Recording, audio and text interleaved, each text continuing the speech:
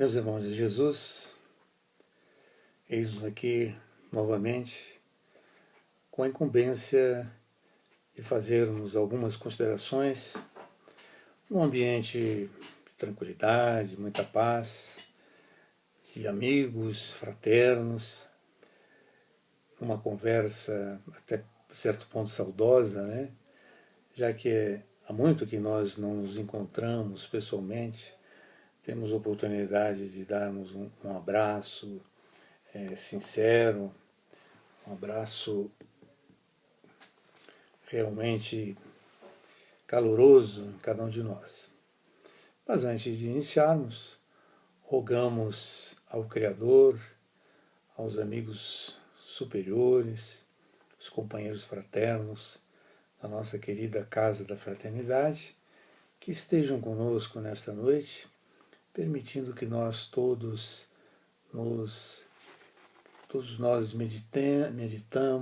meditemos, reflitamos sobre mais um texto espírita que nesses atuais tempos, mais do que nunca, é fundamental, é necessário para todos nós.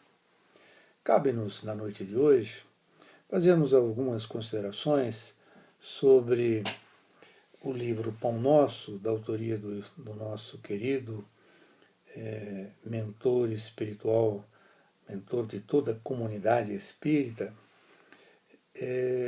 extraído do livro Pão Nosso e que traz o título Murmurações.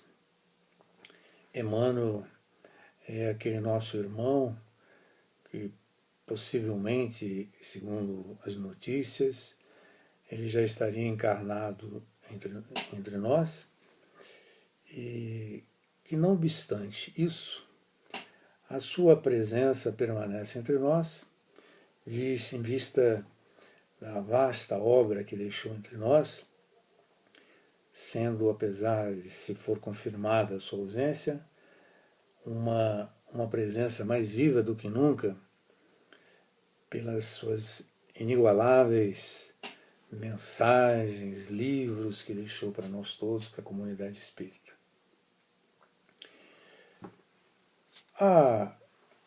As mensagens contidas no livro Pão Nosso são todas elas da melhor tradição clássica grega, né?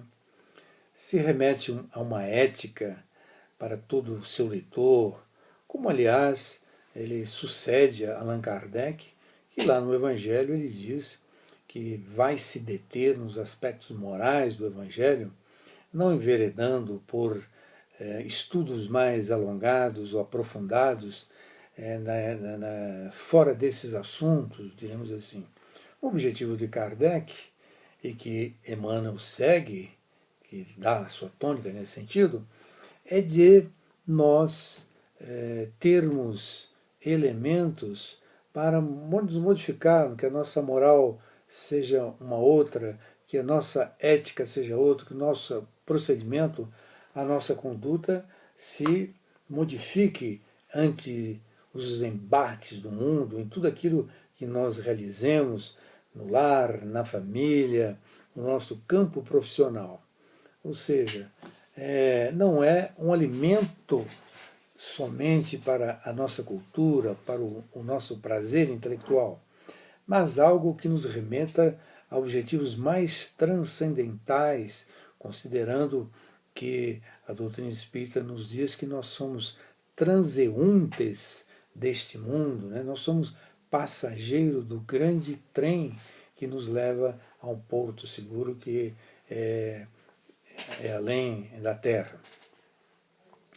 De modo, feitas estas considerações iniciais, ficando patente o objetivo de Kardec e que Emmanuel se filia, essa mensagem Murmurações, ela realmente objetiva alcançar tudo isso. Como costumeiro nas mensagens de Emmanuel, pela inigualável psicografia de Francisco Cândido Xavier, nós temos sempre uma frase inicial extraída do Evangelho, dos textos dos apóstolos, e no caso aqui é de Paulo de Tarso, uma epígrafe que se constitui um resumo ou um lançamento da essência daquilo que se vai tratar perfeitamente na mensagem. Ora, Emmanuel coloca aqui, logo de início, portanto, na epígrafe, a mensagem tirada da Epístola aos Filipenses, no capítulo 2, no versículo 14, e que que traz as seguintes palavras: fazei todas as coisas sem murmurações e nem contendas. Né? Nem contendas. Se nós formos ao texto de onde foi extraído, do contexto de onde foi extraído, que é dessa epístola, nós vamos observar que ali se trata de uma carta aos filipenses, a comunidade que já tinha se estabelecido naquela região, onde ele diz que os companheiros possuem o mesmo sentimento, o mesmo de caridade, de ânimo, de pensamentos, e que dá certos conselhos a cada um, que cada um considere com humildade que os outros são superiores a si, e que o que é do interesse de cada um, que seja do interesse dos outros, e que também passa a enaltecer a figura do Cristo, a sua conduta, e até um trecho aqui que eu achei muito interessante,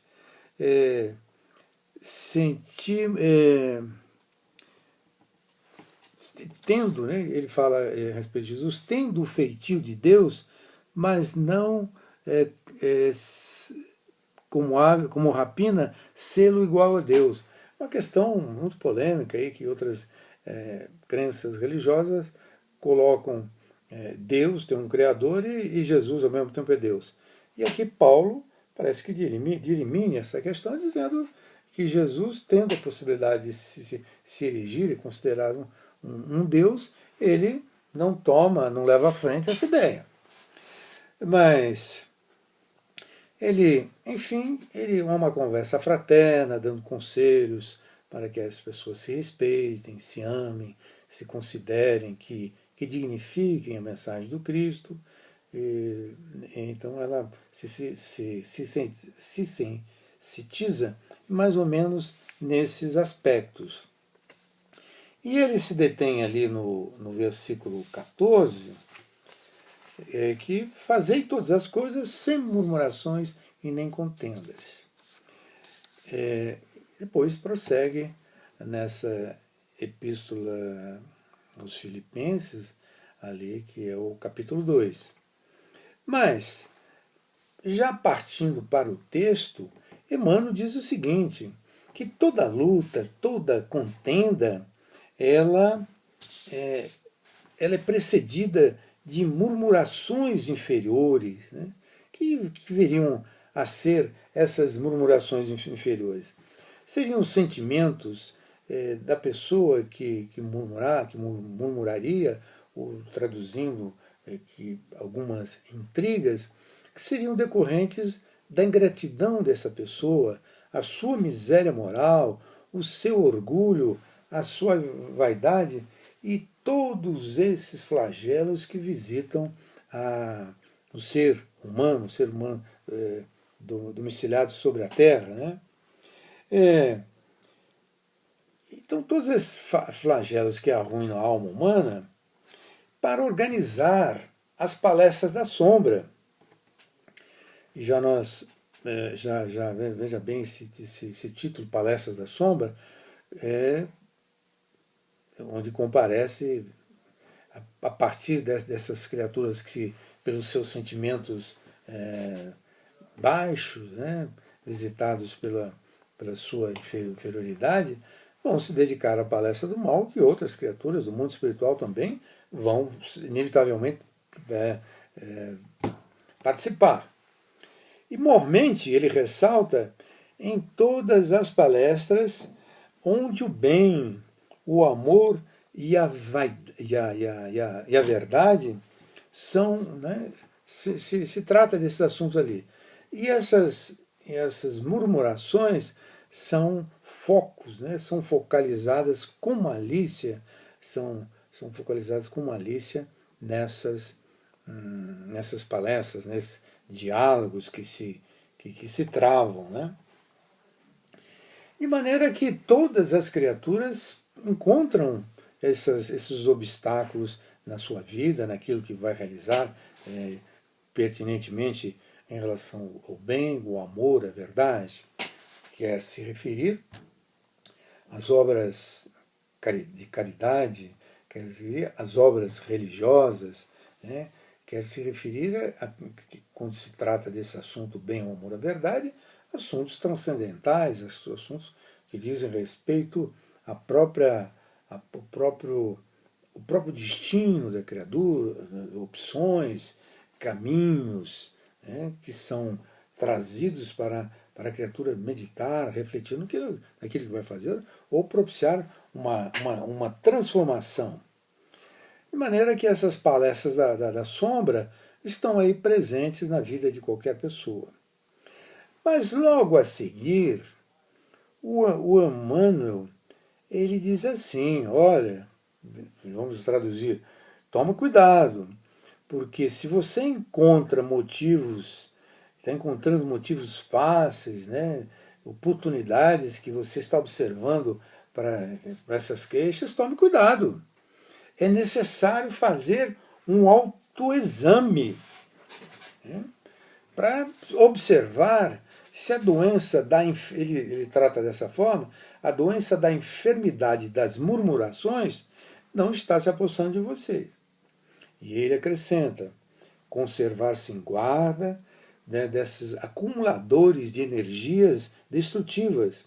E que ele acrescenta, vai mais além, que invade todos os lugares do planeta. Ou seja, é uma peste, é uma pandemia que se estabelece, que encontra abrigo em todos os locais da Terra, essas murmurações, quando se trata de erigir uma obra, de comentar, e de discernir o bem e o mal, falar o que é verdade efetivamente e realmente. Nesse aspecto, nós temos uma experiência de Eurípides Barçanufo que retrata muitíssimo bem essas dificuldades que as criaturas têm quando intentam fazer algo no que diz respeito ao bem, ao amor, à verdade, uma obra construtiva, uma obra que vai beneficiar todas as criaturas.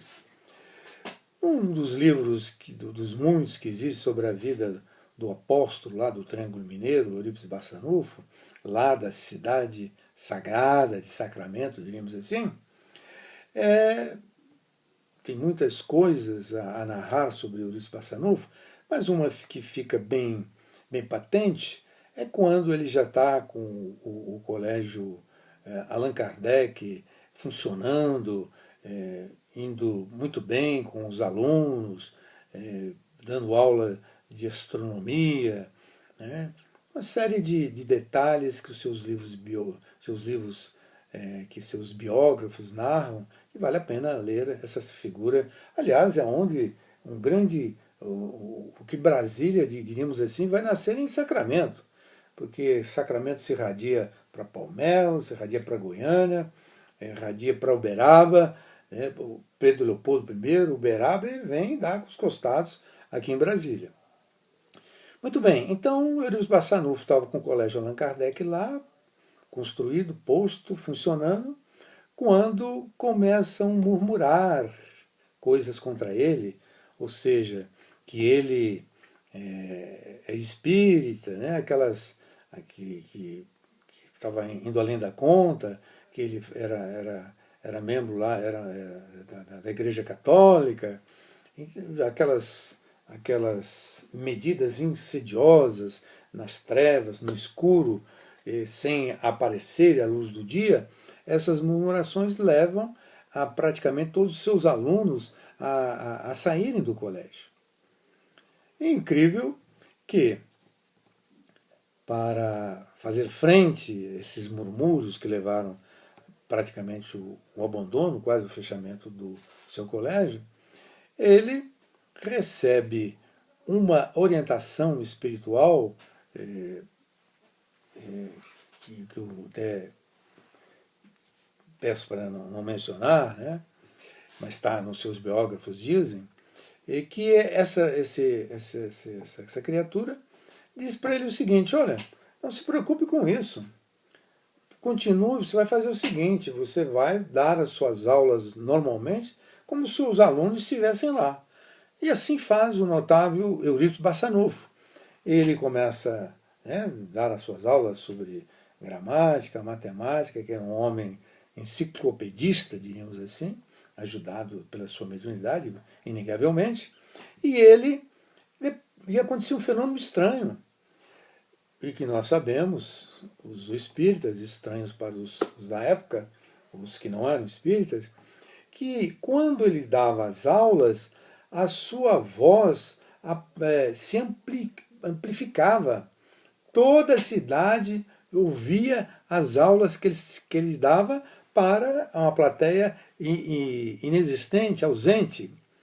E as pessoas, nesses alto-falantes que não existiam, as pessoas começaram a ouvir, os pais ouvir as suas aulas, a profundidade, a seriedade, os assuntos extremamente marcantes. As criaturas fazem com que os alunos retornem ao Colégio Allan Kardec. Então teríamos aí muitas exemplos, né? O próprio Bezerra de Menezes, esses murmúrios contra ele quando começou a encetar o seu trabalho medium, o seu trabalho de receituário homeopático, lá nos fundos da farmácia do Cordeiro, no Rio de Janeiro, me parece que existe até hoje. Mas, prosseguindo Emmanuel, ele diz o seguinte: essas pessoas têm uma identidade, elas carregam consigo uma identidade. Ó. Você não precisa nem pedir para elas apresentarem, porque elas mesmas são a identidade desses participantes das palestras das trevas. Né? Elas têm identidade. E Emmanuel diz quais são. Para essas criaturas, tudo está errado, nada serve, não se pode esperar nada de melhor em coisa alguma. Vejam bem, coisas do amor, da verdade, da caridade, não se espera nada. É uma pessoa que realmente ela é padecente de uma grandiosa e insidiosa enfermidade. E ele diz assim, nota-se que o seu verbo é constituído de ele expressa uma irritação permanente, com observações injustas e desanimadoras. E Emmanuel também, ele receita um outro remédio. E nós vamos tomar a liberdade de dizer que esses remédios já estão lá no livro recebido pelos Espíritos, à época de Kardec, no capítulo 5, Bem-aventurados que são misericordiosos, e que lá comparece o capítulo, no item 16, no capítulo 5 do Evangelho, o item 16, a indulgência. Que a indulgência lá, diz lá, a indulgência não vê os defeitos de outrem, ou se os vê, evita falar deles, divulgá-los, ao contrário, oculta-os, a fim de que não se tornem conhecidos, senão dela unicamente.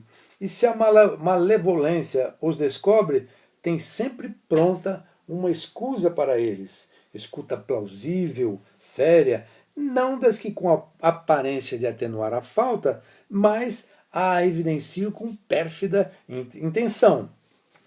Mas então, nessa página, o nosso nobre espírito Emmanuel traja uma veste de médico e dá uma receita para nós. E ele diz assim, ó, lutar contra essas humilhantes atitudes mentais. Olha só, lutar, né?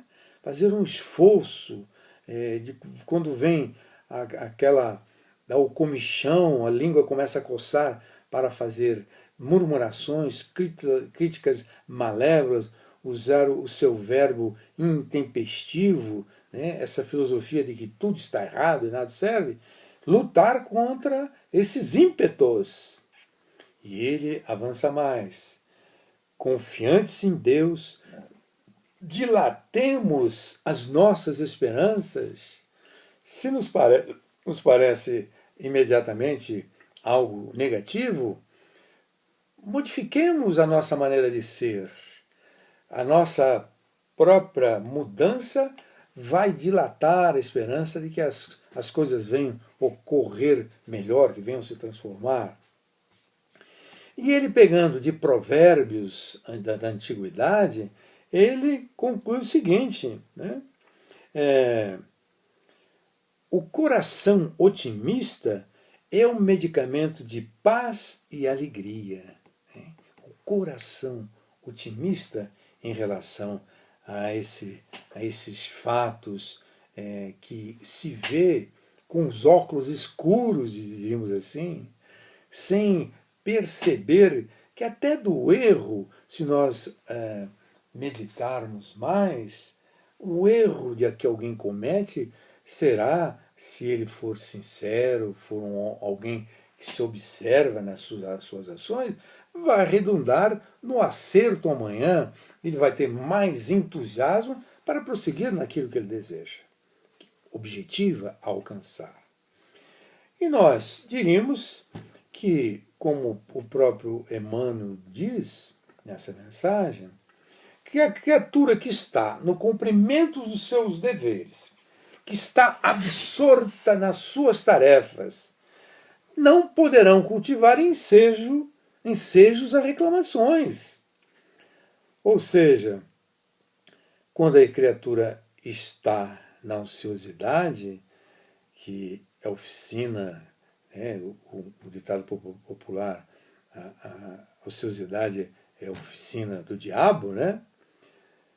Aí sim ele estará aberto a ataques dessa forma. Mas se estiver no cumprimento dos seus deveres, se estiver vendo as coisas como efetivamente são, num dia como esse que transcorreu maravilhoso, com o verde exultante, com a claridade nos visitando, com os animais, né, os pássaros cantando, os animais correndo com seus donos que lançavam bolas, ou seja, a natureza em festa, não há possibilidade do indivíduo abrigar dentro de si essas ideias, essas murmurações infelizes. De maneira, meus companheiros da fraternidade, meu caro Delcides, Armando, Denise, meus companheiros da reunião da sexta-feira, né? Todos eles que nós nos encontramos às sextas-feiras, é bom a gente guardar, anotar os conselhos de Emmanuel, porque tem muita gente que não dá possibilidade a si de efetivamente ver essas coisas que então estão em torno de si, né? que dedicados, devotados tanto às coisas negativas, eles se privam, eles fazem uma fixação mental e que não, uma espécie de um disco que não sai do lugar.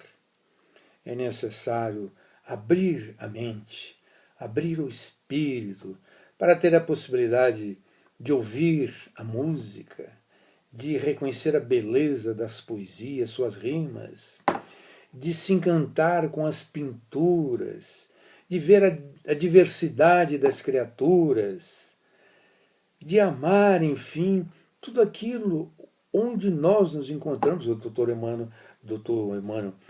Bezerra de Menezes diz: como é que nós valorizaremos os tesouros do céu se não valorizarmos os tesouros da terra?